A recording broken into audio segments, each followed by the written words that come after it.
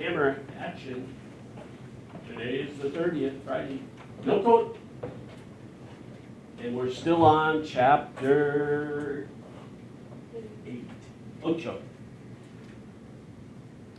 But first of all, we're going to go through midterm paper and the steps again. Old hat for these other two warriors. Okay. Your paper is to be 4 pages long, not counting a title page and a bibbo page. So I make it 6, but 4 of actual record, because title page is not much to it. You have your name, my name, your topic, the date, class. That'd be a typical title page. And the bibbo, of course, you guys know what that is, your author quotes. And make sure, as part of the 7 steps, I didn't highly emphasize that with you guys, but author quotes that you use, make sure you do that. Okay, again, try to follow those 7, that paper I gave you, the 7 steps to highly successful paper that I invented.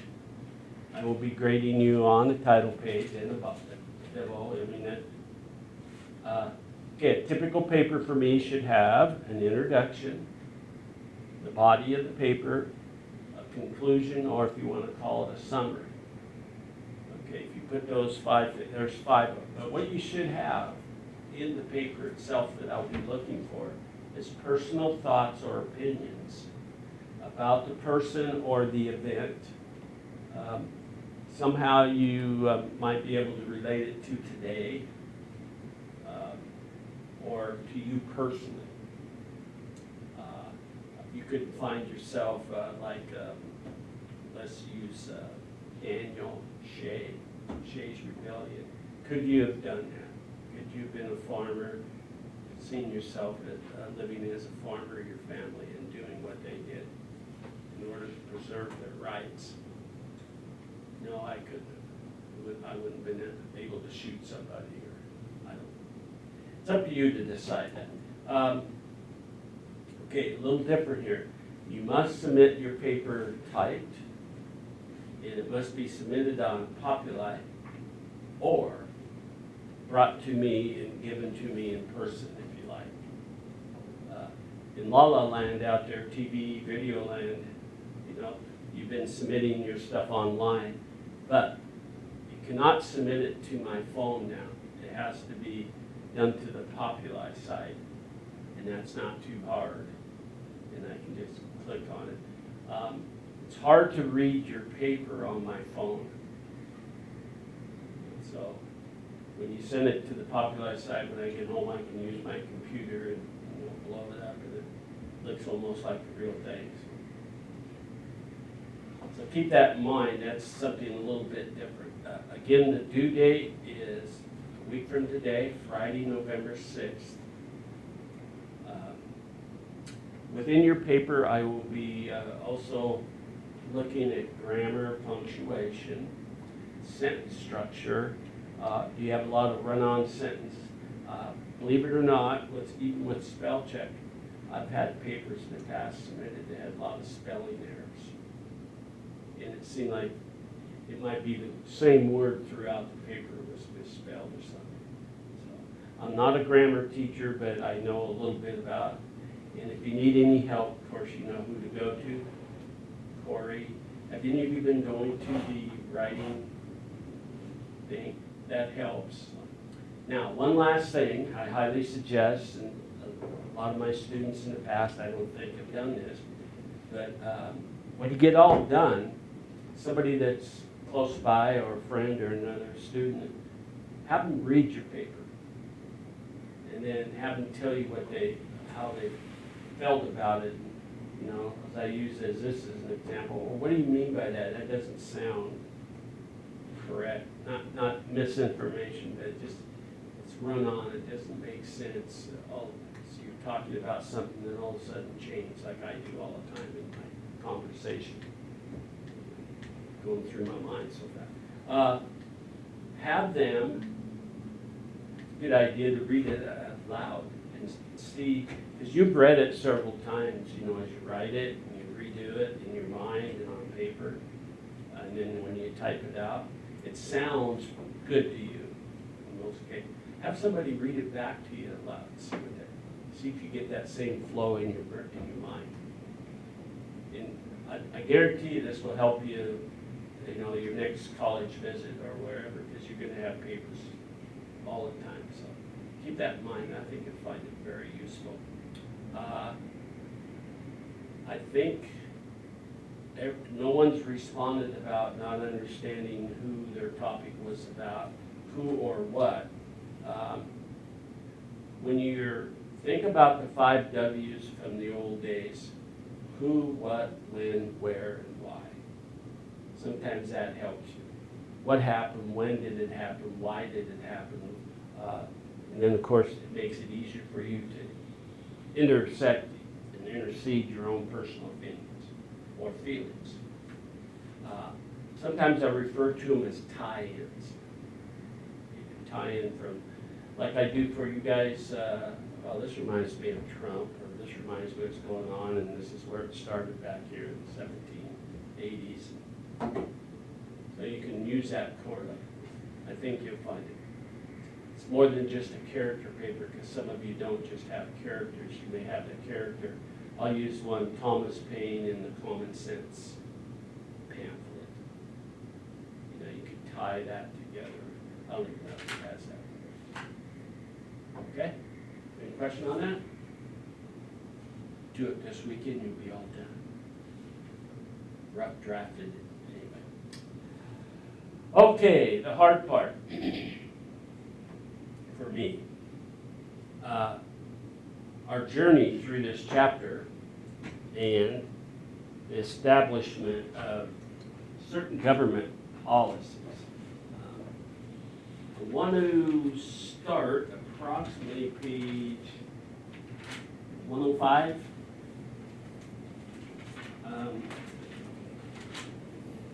And I want to mention this individual because he comes up in a lot of different things in this time in history. Aaron Burr. And he was a true Burr in someone's get along. And it was a president, of course, but he had his fingers and brains and power structure involved in a lot of things that weren't always good. I think at the time, if you read your text carefully, you could see that he was trying to do some right things.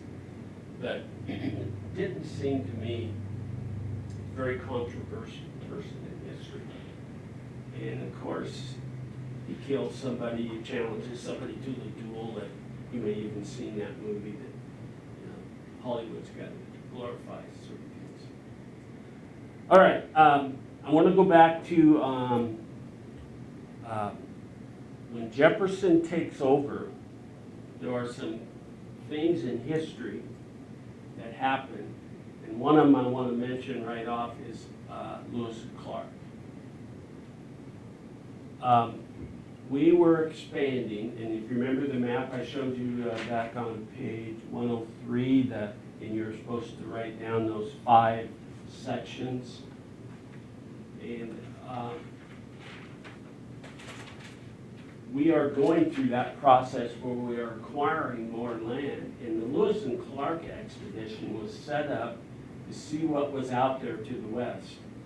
And they were paid, which seems not much money. I mean, I don't even think you could do it. $2,500 to do this expedition and report back to the president or his council.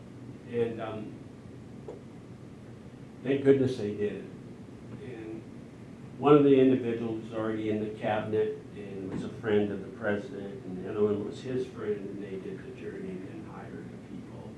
But $2,500 was a lot of money back then.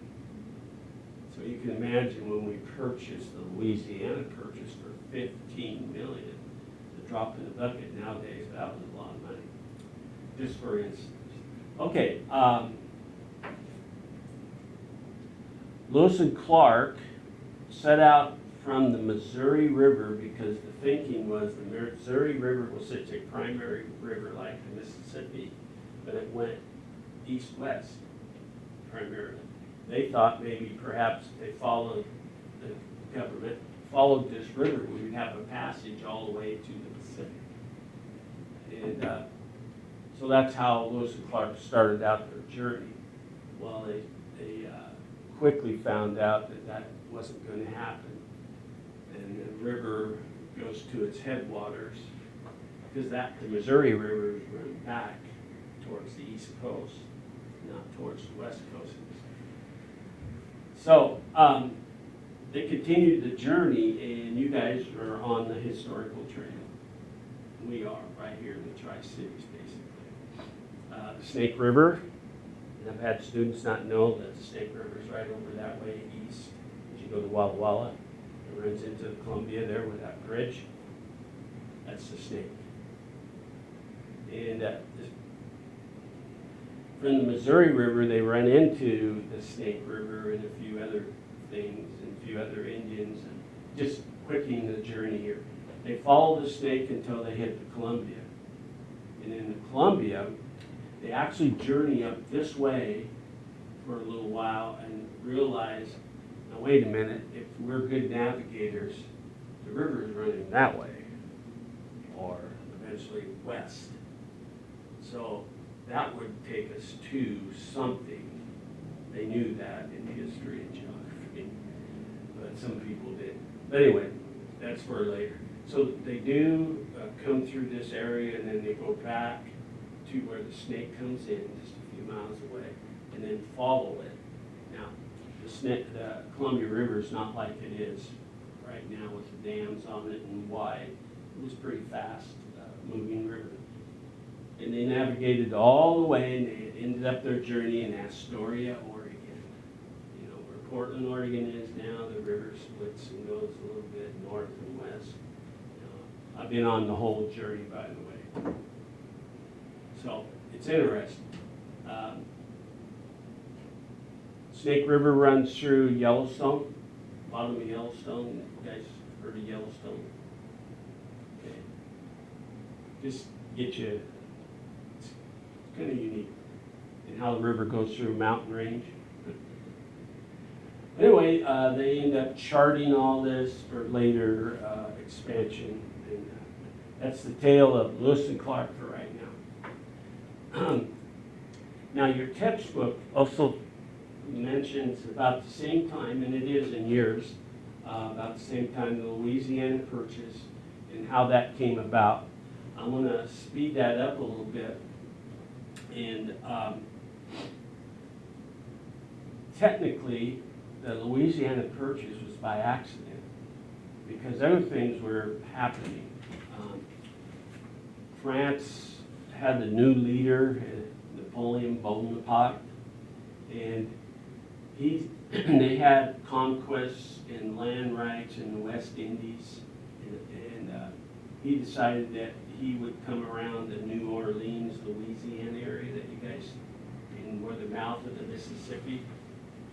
And if you look on, just to give you some bearings, if you look on page 109, skip way up there, you can see in purple, those little purple areas, some key things happened that almost got us into another war. But the president basically saved us from that, from happening that, because he didn't really save us. He wanted Congress to declare war. They did technically declare war, but they did nothing. It was like one of those quasar wars that just sat there for months and nothing happened, and it just went away. But anyway, Napoleon, when he came into the West Indies, got into some trouble, and it was called diseases and things that they didn't expect. So he never really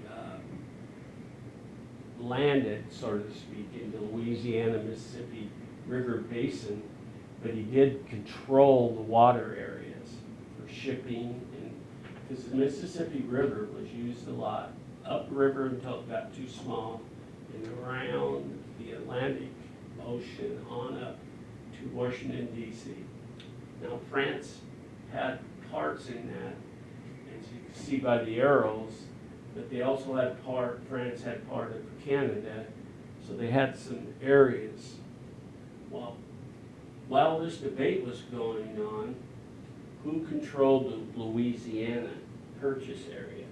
Well, Spain did, but they secretly sold it to France while things were happening and we didn't know about it, or they didn't know about it, meaning Congress.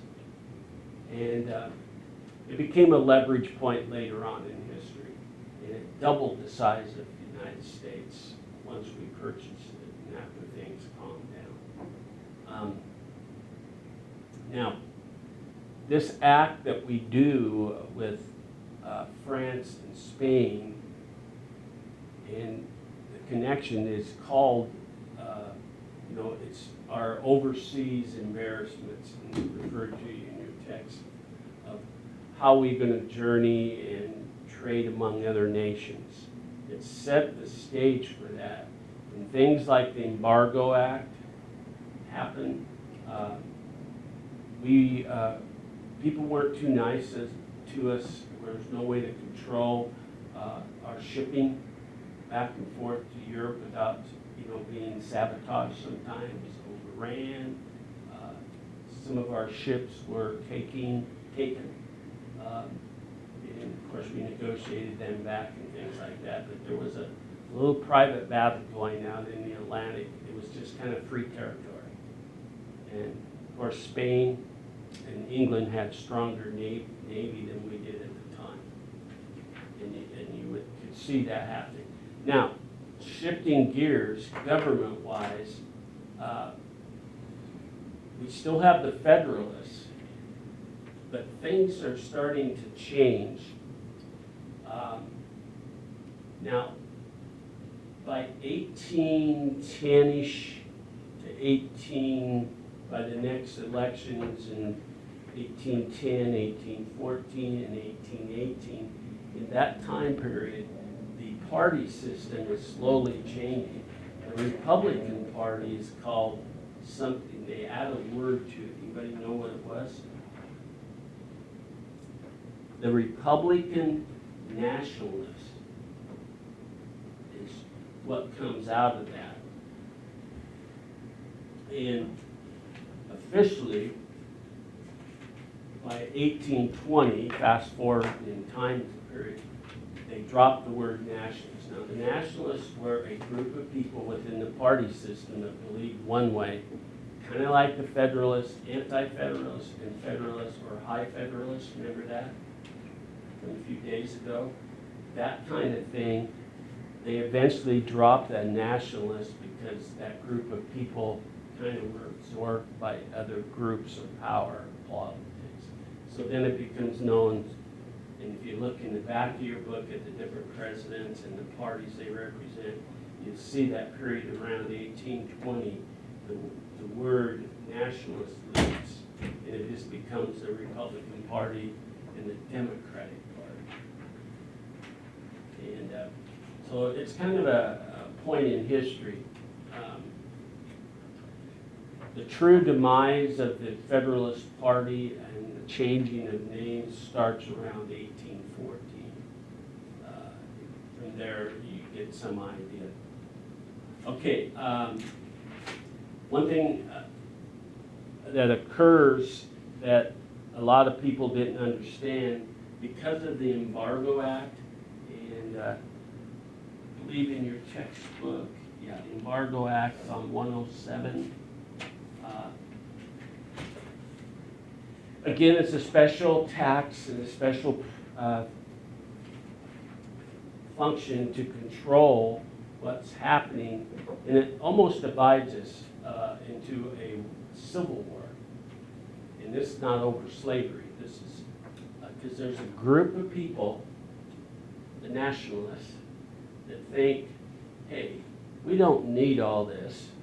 Let's just be agriculture. The push was, we don't need all this modernization. Let's just survive as people that work as an agriculture country. And of course, then you've got the division of the north, the south, and even the mid areas taking sides of how this should develop. And they don't do, justice to the system until we get rid of the current president. Not get rid of, but his 2 terms run out and somebody takes his place. But even he did not change things quickly. And that new president is who? You know?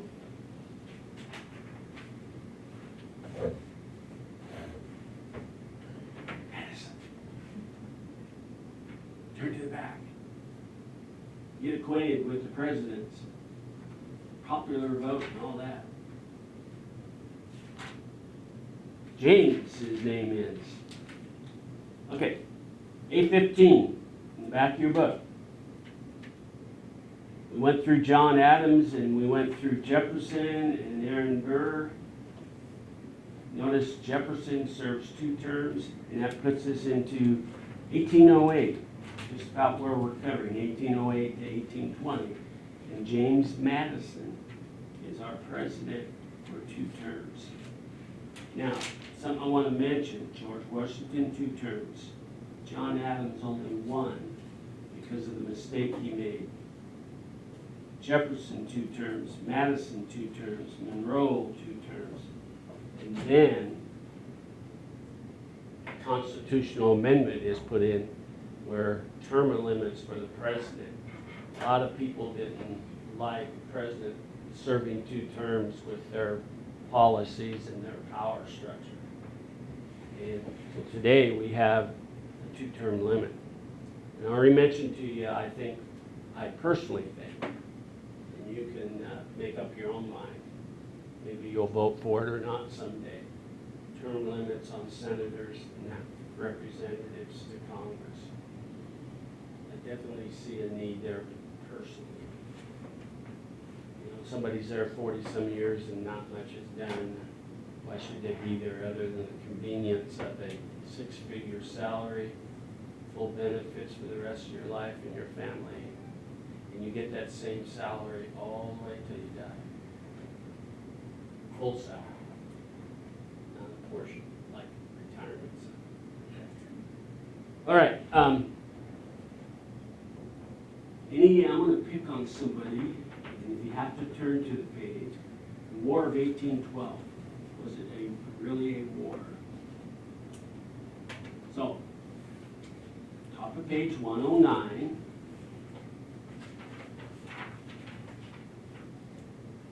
Who would like to put their wisdom on it? You can even read it if you want. Second paragraph. New Englanders refused to cooperate with the war effort. All right, I'm stopping there. What is the war effort? What was that? There's a term in there before that, war hawks. Before that, the new administration goes to war. Do they really go to war? I'll tell you the answer is no, not really. The threat of war, preparation for war. Anyway, ready, anybody? Volunteer? Be on camera if you speak up. Look, everybody's looking down into their foot. Only one person's looking at me, so I'm not going to pick him. Templeton, miss. No. It's between the British and Americans, and they're fighting over like territory and like shipping goods. Okay, And I gotta say it, I don't know if they heard you. Between the British and Americans over shipping and the rights for high sea trade, and back to where I started today, control the Mississippi and from the north, and that's why you see on page, the map on page 109, See, the St. Lawrence Seaway up in Canada comes in from the Atlantic into the Great Lakes, and it makes, I've been to some of the Great Lakes, or at least the bottom two, Lake Erie and Lake, I think it's Michigan. And they're huge. They look like oceans, and you can't see land from one side to the other. That's how big they are. And then, of course, you know, the Ohio River and the Mississippi and they all join the Missouri River, kind of cross. But anyway, little, all right, what's your next thought about? What were the British doing to us on the high seas? That's part of it. And I already hinted. What would you do if you didn't want us to trade with France? The British and French didn't get along yet. They put like blockades and like.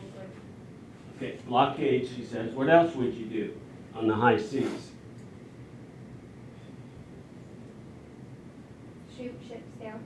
Yeah. Well, she said shoot ships down. That's a tongue twister. Yeah, or stop them from progressing on. Not too many ships were destroyed, but there were a few overran and taken, and we one case example, we had to pay money to get it back, and the crew, you know, otherwise they were going to destroy it. It sounds like Pirates of the Caribbean. Huh? Kind of sounds like Pirates of the Caribbean. Yeah, Pirates of the Caribbean type of movie. And that did happen down in the Caribbean, however like most people say. And it happened in the open oceans between Europe and New America too. It just wasn't as easy.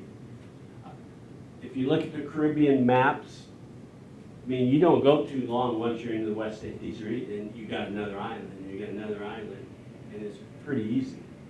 And to hide and to do things in those, they didn't have other instruments of war at the time.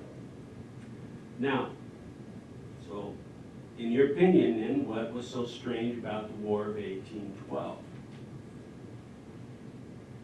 How are most wars fought?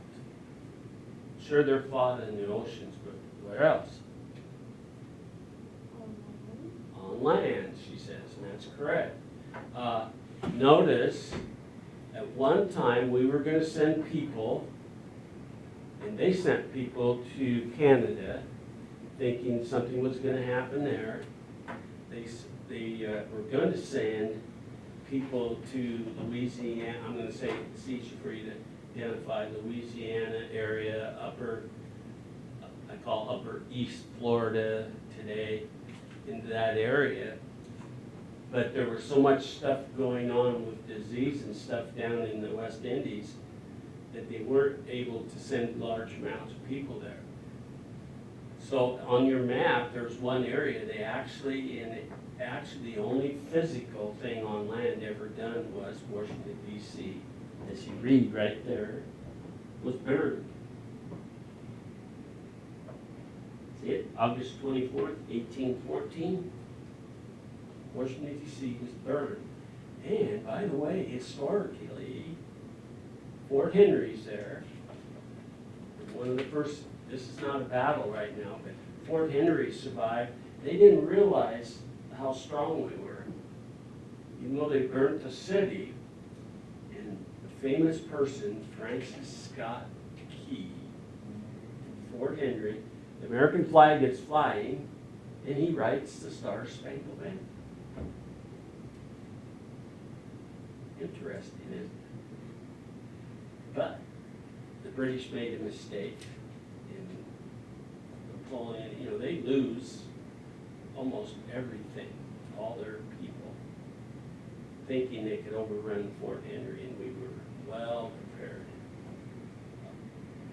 So a bit in history, that was the only, no one died, you know, from direct warfare on land. They just bombed the heck out of the fort in the area, and nothing really happened. Everybody was, at least historically, I'm sure somebody died. Anyway, that gets a war that really wasn't fought. And how did it get solved? Treaty of Ghent was signed, making it official ending. But again, it was like Quasar War that was never fought over land. Instead of, land was given to or bought. And Napoleon realized, hey, I'm not even interested in this anymore, I'll just go back. And pretty soon things, it took a few months, about 5-6 months, and things calmed down. And then we go into the next president's term, and things go from there. Now, Republican legacy is the ending of that chapter, but there's some things to it. It's the ending of what we thought was a political party, and it actually knew the same word, but they dropped that term nationalist out of it. A nationalist Republican Party. Now, I know somebody's going to remind me, there was another a small warship battle of New Orleans, and there's a song out about it, the Battle of New Orleans. But, you know, it wasn't like a massive fight that we had with the British in the Revolution. And I just mentioned that in brief. Now, I'm going to finish by reading something on page 110 to you. Okay, in 1814, you know, this is when Washington, D.C. was burned. The British took the offense. Following their victory over Napoleon, British people planned to increase pressure on 3 separate areas. Canadian, as I said, Chesapeake, coastal settlement in New Orleans. That's the entry into Mississippi River area. Okay. In Canada, the theater, the British suffered a big setback. The American victory at Plattsburgh on Lake Champlain accelerated peace negotiations. So one little battle, and they gave up. British government concluded the major lands along the Canadian border was not worth the battle of losing people. And then throughout the rest of that year, the warships harassed the coastal area, which was Washington, D.C., Chesapeake, and on, that's north, and on down in that area. So they patrolled that area, so if we were shipping things like we were used to, New England area down, or from down up, they were patrolling there and kind of like blockading, as you mentioned earlier. Okay, as you go, then on August 24th, British mariners burned the nation's capital, a victory more symbolic than anything else, encouraged by easy access. Then they launched a full-scale attack on Baltimore, Maryland, which is right there. You can almost run to it if you're there.